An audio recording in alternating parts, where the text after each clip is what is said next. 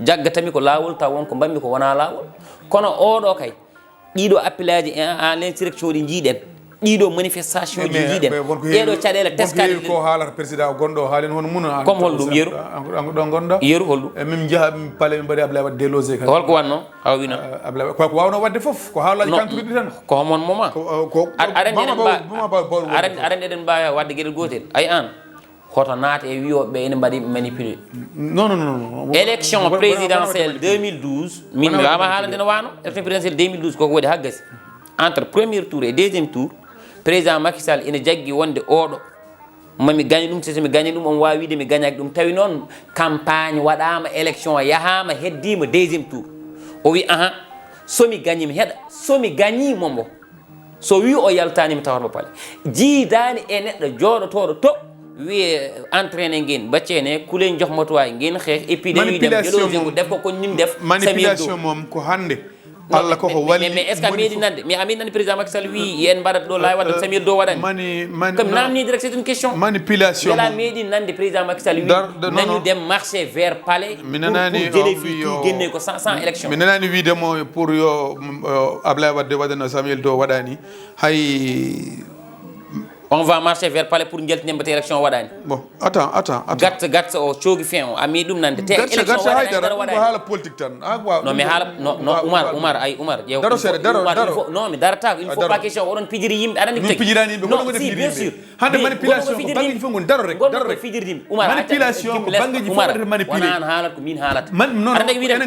manipulation ko bangeji fof woni aɗa tagi wiide gonno koye fijirde yimɓe hande manipulation ko bangeji fof woni tagi wiide gonno koye fijirde yimɓe on mbawa ɗo jooɗade kala konngol ngol sonko wi tep jangga jiyon ɗum ina waɗa appliqué laaɓi ɗi mbiyon ɗum ɗo ko manipulation politique wona konngol politique sabu ko haalata ko koko waɗete dans les rues ko watte appliqué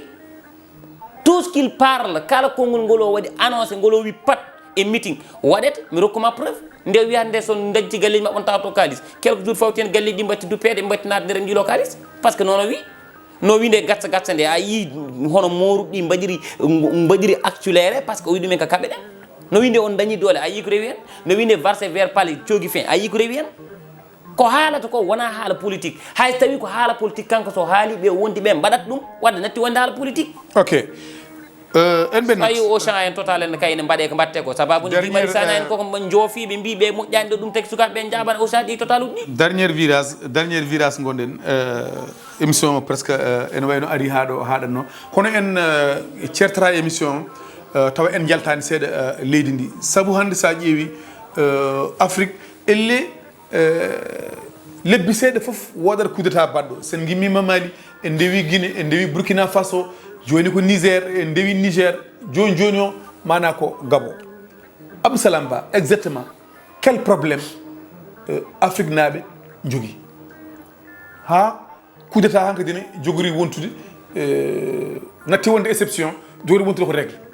e aɗa andi ummade 1950 jaggandemo 2023 ko waɗi ko mawnoy hedde 496 kuudeta waɗi e nder aduna o foof noon kono hen temedere kam ɗi ganduɗa ɗi mbaɗi réussir ɗin ko ɗo e nder Afrique temedere goɗɗi ɗi ganduɗa ɗi pawɗi baɗɗi échec ko ɗo e nder Afrique heddi ko aduna o fecci ɗum 4 e o mbimi hen temedde ɗiɗi e fof ko ɗo fitti ko ɗo ɓuuri ɗo kuutta ɓuuri jaalade joni noon sen garti tan eɗo raɓɓiɗi ɗo ƴetteten tan ko 2020 faade joni 2019 faade joni limata hen ko Soudan lima hen Guinée Conakry lima hen Burkina Faso ɗiɗi lima hen Mali ɗiɗi lima hen Niger lima hen Gabon lima hen Tchad lima hen tentative de coup d'état mo Guinée Bissau ɓooya kala mam ko ɗo fof koko woodi sa woni 2020 jaggandema joni ɗiɗo duuɓi tati Burkina waɗi hen 2 ɓe garɓe mbaɗi coup d'état ɓe guitti jooɗinoɗo ɗon lomtinoɗo place Compaoré ɓe guitti ɗum nde ɓe gippi ɗum haaɓe gayndi kamɓe wannoɓe coup d'état goɗɗo kadi wakaliti woni jeune Ibrahima Traoré kadi watti coup d'état kadi soldat hono muɗum jooɗi wadde firti wona natti wonde coup d'état pewno leydi wonti des intérêts personnel sa ƴeewi ɗo Mali ɗo ɓe ndentuɓe mbaɗi coup d'état avec Bandaw en par ce que aɗa andi coup d'état gadi ɗo coup d'état mo mbaɗi o IBK ko Bandaw en e Assimi Goïta en e woɓɓe ko ɓen mbaɗi ɗum sa faami mbede ɓe jaltinde on coup d'état ɓe jeehi daawal seeɗa asimi en gitti bandaw en goppito kañumen ne jooɗti te hen kala jooɗiɗo wiyata ko yo rokke duuɓi ɗiɗi walla yo rokke hitande fawde kono dat o wirtoto walla duuɓi tati dat o wirtoto ya sa ƴeewi ɗo Guinée Conakry ɗo a yii kadi no wayi élection waɗama sellu kañum gañi ɗum koko laaɓi scrutin ɗum kolliri Alpha Condé en cali mbi wonde kañumen gañi quelques heures walla quelques jours kamɓe Doumbouya ari waɗi coup d'état Alpha Condé arti jooɗi donc ƴeewen joni Tchad 3 coup d'état goni hen ɗi ganduɗa ɗi wona coup d'état coup d'état baɗɗo Gabon wona coup d'état mbiɗa wawma ɗum waɗan démontre coup d'état baɗɗo Tchad ɗo wona coup d'état coup d'état baɗɗo Guinée Conakry o wona coup d'état coup d'état Guinée Conakry o ko Alpha Condé français ji natti hoolade ɗum par rapport e intérêt ji mabɓe nder leydi ndi ɓe gandi o naywi o watti wadde déluré eɓe jiiɗi remplaçant mum te ɓe pamodirani e selludal Alpha Condé e hoore muɗum cikkiti wonde ɓe pamodiri e selludal te kañum yi wonde ne wawi lomtade ɗum ko on ɗon mo ganduɗa kay addoy ɗum watti ɗum e nder leydi ndi rutti encore rokki ɗum yo wat créé force spéciale hoore muɗum on waɗi ɗum créé waɗi utilisé on ɗon force spéciale ari itti ɗum ɗon mais ɗo woni ɗo joni hoɗo woni kanko Alpha Condé on boni e bonne condition omo safriyo omo arta omo ñaama omo yari omo laami ha hande saabu ko yiɗi ko ɗum woni ko dañata hoto coup d'état woni coup d'état ala ɗon woni ɗon ko kalden nanodiren wodana wayi o baɗɗo Gabo cakkitiɗo Oumar Dor Koumi baɗɗo o coup d'état bongo mais ko baɗum bongo ko baɗumen te kamɓe kanko o mawnani nder galle ba makko e nder galle e makko ko gorgol makko en nehimo kono kanko e bongo en ko kamɓe jiiti te bongo en aduna fof no andi bongo ping ko gañi ɗum opposant o ko gañi ɗum joni noon holno waɗate de 1 yimɓe no gone plein gotgol wone bureau de vote gudda keddiɗi ɗi o cikki wonde ko gañaɗo mbaɗa annulé 3ièmement courant woni coupede 4ièmement internet ɓe kuppi 5ièmement ɓe ƴeewi kala chaîne télévision mo wonani faveur e gouvernement o ɓe kuppi mo ɗon tan min bindumi e poste e Facebook mbimi c'est ça la dictature pure dictature neni kono dictature ala Sénégal woni ko toon yimɓe jeeyi quelques heures tan jiiɗen soldoreɓe ɓe ganduɗa ɓe hen o gardiɗo ɗum o woni guema gardiɗo gueɗe ɗe guema de 1 ko baaɗiko de 2 ko sehil makko kadi koye ɓoyduɓe te yimɓe fof no gandi bongo natti hattande laamu natti wawande laamu joni noon bongo yiiɗa oyto lomta ɗum alay saago solution ƴeewe lomtiɗo o embo lomti o polluɗo o e pollaɗo koɓe neɗɗo goto kamɓe jiidi sehilaɓe ne gandodiri kala doole ɗe guema dañi ko bongo rokki ɗum dikku so on ɗon wiyama joni waajo waɗama résidence surveillé debbo makko elle est introuvable ɓiyum yaari to priyatamna jaggama wonde kalisaji kalis samtotamga ɗum ɗon foof hanti ko prétexte uji yiilete beele ina wawa jaɓnede wonde ko ɗum kuudata to catɗo Idrissa Déby généraux ji foof taroma no ɓe mbayi hewde Idrissa Déby ne wayi wonde soldat mi wayi andu holko woni wonde soldat généraux ji e colonel uji en takkima kural taabo yimɓe foof tawma hakkude mabɓe warma a yiyaka ha ɗo est ce que aɗa andi ha ɗo hay goto wawi wiide kañum looti Idrissa Déby hay goto wawi wiide kañum ubbi ɗum koɓe gubbi ko kees c'est vrai yiyama mais est ce que kañum woni nder c'est une question et pourtant yimɓe ne jooɗina ƴeewa jaɓani hen yuynitade jaɓani hen ɓurde wittude mais ɗum ko ni yaari chaîne on ɗon ko chaîne baɗɗo compliqué et Mohamed Idrissa Déby il est formé en France toon o hebla beela wona ko français ɗi keɓli ɗum gartir ɗum e nder leydi ndi gam yo lomta bamum so babiraɗo watti waɗede menacé no feewi tawi natti jogade sens continde wadde gouverner Tchad ɓiɗɗo o lomtima leydi ndi deeɗi donc so tawi noon en gartiri e côté économique coup d'état moƴƴani e faggudu moƴƴani e ɓamtare kala ɗo coup d'état waɗi leydi Oumar Dor Koumi ko basal milliard uji kewɗi seulement noon Afrique waɗi avancé e domaine coup d'état sabu ɓe batti wadde coup d'état 0 mort coup d'état 0 mort wo weeɓani Oumar Dor Koumi weeɓani coup d'état heewi ko plusieurs morts kan oyo e kan oyo fof sabu pellodiral waɗata ɗum ɗon noon waɗi Guinée Conakry waɗi Guinée Conakry kono wonko laaɓani hen kono ɗiɗo coup d'état cakkati avec 0 mort ko coup d'état ɗi ganduɗa ɗi quand même ɓe mbaɗi avancé e to batte holno waɗirte coup d'état kono aɗa andi ko waɗi ɗum avancé toujours ko deuxiéme élément o ɓurɗo ɓallade gueɗal ngal ko kañum waklitto waɗa coup d'état o hay so tawi Blaise Compaoré kañum e Thomas Sankara koɓe gotuɓe gonno kono wonno wawana waɗide saabu ngan sang tolnino tan koye warde donc hande coup d'état ji mbaɗoɗi ɗi ruttinta Afrique ko caggal e gueɗe ɗiɗi mi tonganma hen gueɗel gotel woni moment de coup d'état sahande coup d'état o waɗat nde ko heewi wasete nder coup d'état o leydi ndi kadi waɗat déstabilisé ndi nattat wonde leydi e balɗe kewɗe leydi nattat wonde leydi frontiére ɗi guddete ya garta o nattat commerce o dartoto business mabɓe dartoto faggudu ndu heyɗat e sahande coup d'état waɗat nde ɗeɗo gueɗe fof ne heeɓa leydi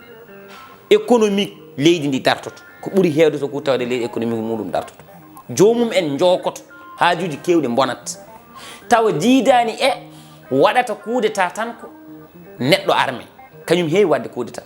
neɗɗo armé janggi kono neɗɗo wardate e hono neɗɗo suuɗorto neɗɗo ngabbirta neɗɗo roɓirto neɗɗo ladirta hono neɗɗo tallorto stratégie de guerre ɗum ɓe janggi mais ɓe janggani stratégie de gouverner hono leydi ɓamtorto wona ɗum ɓe janggi joni noon wadde wontaka basal laaɓi ɗiɗi an lomtiɗo o a waɗi jambaragal ma a yeeyi fittanuma hay folli neɗɗo a jooɗima kono noon à partir de joɗɗa ɗo holno mbatta ha ɓamta leydi ɗum probléme o donc caɗele ƴeew leyɗele ɓurɗe wadde coup d'état est ce que eɗen goni e développement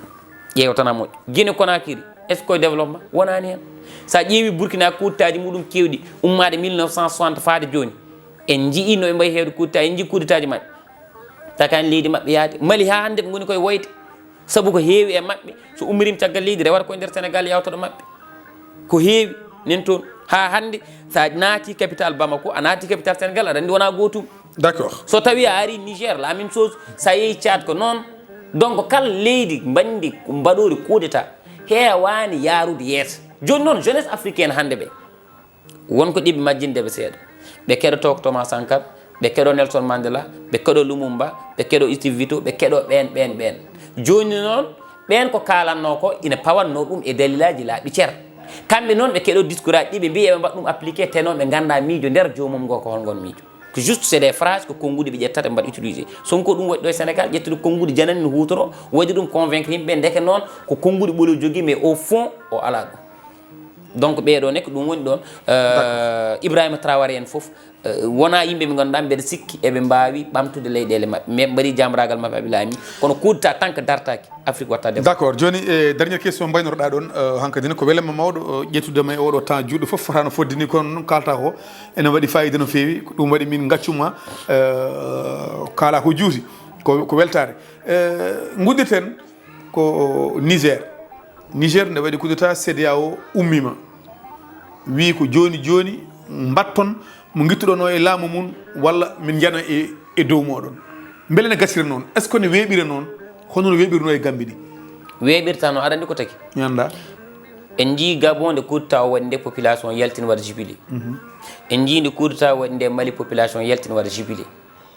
en jii hande coup d'état waɗi nde Guinée Conakry ɗum yaari noon mais au Niger aussi nde coup d'état waɗi nde en jii peuple o yalti wonen mbaɗi jubilé kolliri weltare muɗumen joni noon CEDEAO ari ko hombo CEDEAO ari CEDEAO arani ko Bazoum tan laaminoɗo o walla arani ko population Niger o c'est une question mberona population Niger o mberona kamɓe mbaɗi choisir coup d'état o saabu ɓe jaadi hen walla ala ɓe jaadirta hen ko hulde mintireɓe ɓe jaadirta hen ɗon kadi ko nambal gongal beela kadi Union africaine walla CEDEAO beela meeɗi ɗum wadde réussir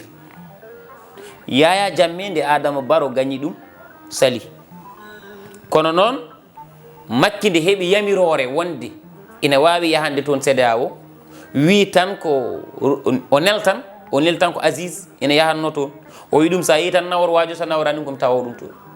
nde on yeehi tan accani ɗon Jammeh nde ara ya tan nawor Jammeh te to wonana ɗum o mayat walla o halke walla o hoyne kono o ummotono e jappere nde saabu natnoɓe toon ɓuuri ɗum doole kono weeɓirta noon kam no Niger ni no Niger ni est ce que eyyi no Niger ni weeɓata ande no Niger ni weeɓata Burkina Faso nan dari côté wondi koye waɗɓe coup d'état ɓe Mali nani dari côté wondi koye waɗɓe coup d'état ɓe joni noon so tawi wonti ko leyɗele goɗɗe keblete soldere muɗumen ƴette ngam yo jaa toon kaaɓe ɓen ɗon so tawi wonde ɗeɗo leyɗele ɗiɗi koddiɓe koko jiiɗi jingande gonɗo ɗon o foti yimɓe mayata neɗɗo haalande e beela kadi CEDEAO koko foti warde yimɓe walla foti ko dandude yimɓe ɗum woni CEDEAO yiɗi ko sono yekkitaɓe kamɓe wonɓe ɓe ɗon taw yekkitiɓe koye dow jaam taw yekkitiɓe koye dow deƴere taw ittiriɓe ɗon ko taw hay goto mayani saabu mission CEDEAO wona warde ɓiɓɓe Afrique naaɓe to banggue hirnangue mais ko waddeɓe sauvé walludeɓe e gurdam dewɗam lawol kono noon so tawi a wiyat itti neɗɗo baɗɗo kuuɗe taw wi mi iwani oyto nana jooɗi wi min mi iwani saabu min komi baɗaɗo komi pawaɗo ɗo te komi gotonaɗo jooɗiɗo gommi koye mandat mi waɗani démissionné comme caliɗo CEDEAO ari wi en itta oga force te oga koko wi iwani force wonata ko gari min gara to waɗi waɗat mayɓe so tawi woɗi mayɓe holi base ɗo wati ko CEDEAO saabu CEDEAO haaɓi ɗon koye hoore muɗum donc weeɓata pour min solution ko goto ko ƴeewde par ce que mi yii médiation nane waɗe ɓoyani mi yii ardiɓe tabital pulagu Afrique tabital pulagu Winndere mi yii jeeyi toon médiation mi yii woɓɓe ne jaa nafata men tan koɓe kalda ɓe nanodira